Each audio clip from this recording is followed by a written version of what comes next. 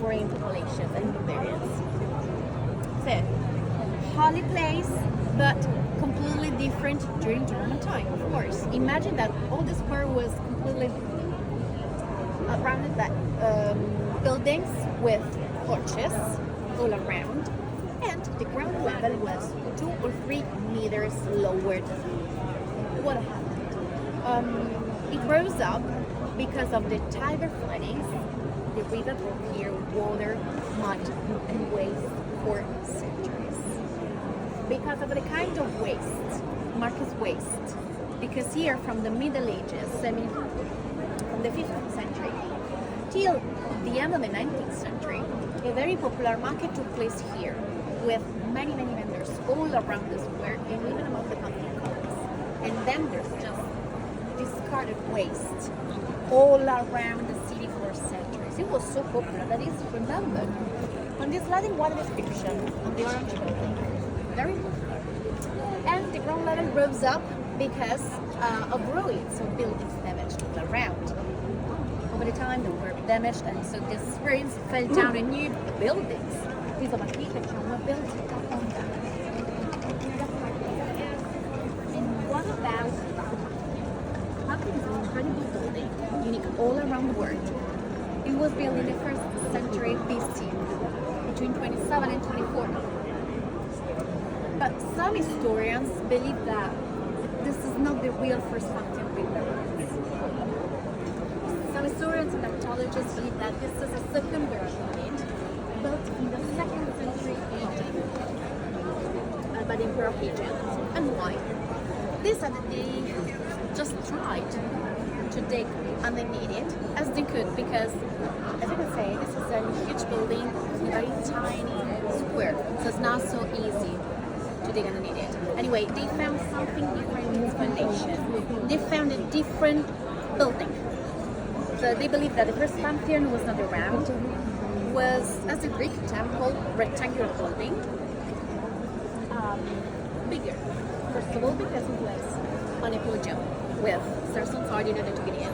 The entrance for them was not here on the north, but on the south, on the other side. And they believe that it was bigger even because it had 10 columns on side. Now there are 8. So with this group of historians, the first Pantheon doesn't believe in it. Doesn't exist anymore. Others disagree. Why not? Other archaeologists and historians disagree as well, of course. They disagree. They have a different theory, and they said, first of all, here yes, there was a different rectangular building, but it was not underneath it. It was behind the Pantheon, and it was a temple dedicated to Neptune, the god of sea. And I don't know if you came from the other side, probably you saw on the upper part some white reliefs on the Pantheon on the back. And what color? That was Neptune temple. And what's more, they remember, they're right, that Romans used to write their names in buildings they built, to be commemorated over the time, to be celebrated in that moment, the end of the construction, and later. And in this case, the Emperor Hadrian in the 2nd century AD,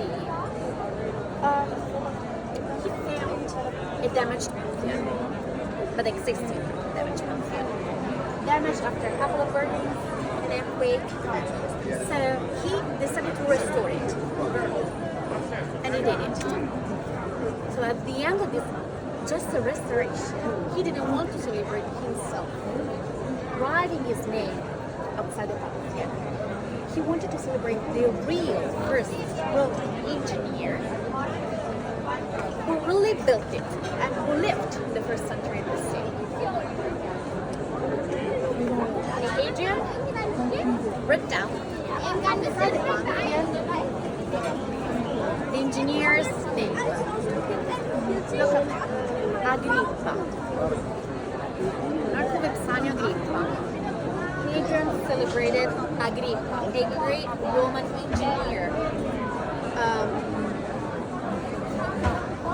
He was a great general, and what's more, an incredible good friend of Augustus, the first Roman emperor, and his brother-in-law. So, Hadrian celebrated the first destruction, not his restoration. And what does it mean? And Agrippa, the engineer's name, Marco Agrippa. LF, they mean Lucius' son. Agrippa was son of Lucius, an important, incredible, powerful Roman senator, and this was a way to remember COS, C-O-S, means council.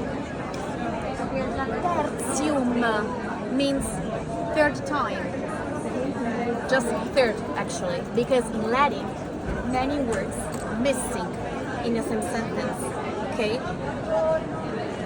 So till here, Agrippa was elected as the consul for the third time, and again, other words missing when he fecit means built it.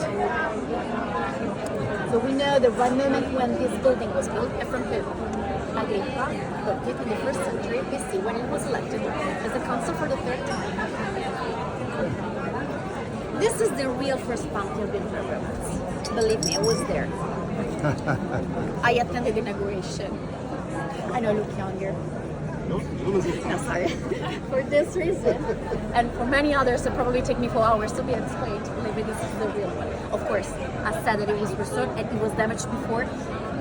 It pretty changed. We know. But this is the real one. And but what was it? Because Pantheon is a Greek word, and it means pan, all, Pantheon, gods. Oh, scusami Anthony, my fault, sorry. So this was a temple dedicated to all pagan gods. Remember, pagan temple, holy place, very special building. And its aim was clear from outside, because if you look at the gamble up there, can you see these small holes? In the past they had candle hooks in order to hold up, and a huge golden bronze decoration, which was an eagle, a huge eagle. The eagle from ancient times is the symbol of power. That's the Jupiter symbol, the most powerful pagan god. The outside represented all the others. So there was an eagle on top? In front here, on the triangle. That's where all the holes are coming from. On the triangle. Oh wow. So just when the most powerful pagan god represents all the others represented inside with stitches, okay? And this incredible special building, the special air, was attended by just very powerful people, not by all Romans. Senators, magisters, the emperor, his family, and so on. And for this incredible building, Romans used special materials and pieces of architecture. Look, for example, at these columns here. They are monolith. They are just one piece in granite. Granite is a very strong stone. That's not marble. Okay? For example, this obelisk here, this is granite. This is an original Egyptian obelisk coming from the 13th century BC. It came here with Caesar in the 1st century BC when Caesar conquered Egypt. We have just 9 original obelisks all around the city. The others are Roman colonies. And why they did it? Because they conquered a foreign country. And they wanted to show, underline their power. And the foreign people were barbarians. So these were not only different works of art, different from the Romans one, and used to adorn of the city. They were trophies. They represented their victories. So, monolith, huge monolith. These columns are. Can you guess how many meters or feet they are tall? If you want, just guess and try. 30 meters? No, not. Maybe 15 meters. 15 meters. Others? Okay, give me 5, sir. 14 meters. Ah, there you go. 46 feet if I'm not wrong. Sorry, I use Google. I'm just a guide. I don't know. I believe in Google. And they are so special because they came from Egypt, as well as the obelisk here. How Romans did it. They found the corn in the south of Egypt, the most famous all around Europe and in the south of Africa. They just carved all these columns there. And once ready, they moved them wheels to the Nile River. And then the easiest way was to use 16 different ships, one for each column. They have 16 different pensavo che l'avevano tolta per metterci le gambe. They went up all the Nile River, then by Nile River, and again they went up all the Tiber, and from the Tiber there's not so far from it, and they again moved them on wheels to here. It was an incredible hard job, great effort for many slaves. Believe me, I saw them, they were so tired. And but if you look down there, the last row on the left, can you see there is something here, something different because there is not the gray one on the front. They are all pink. What happened? After the barbarian civilization, so I mean we are in the 5th century AD, Rome was destroyed. They needed to new houses, towers, buildings everywhere. And they used these 3 columns as main columns, main walls for new buildings, new houses.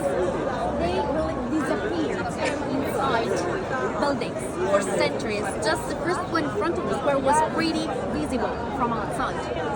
And they were invisible till the beginning of the 17th century. At that time, they decided to restore just the first one, and they demolished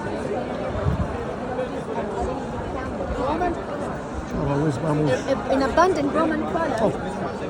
Which was before for nearly bath. Abandoned completely, and they just recycled it. And they set it up here as a new one for the Pantheon. That's why it's not a monolith anymore, and it's cut in the middle because it was recycled. And after here,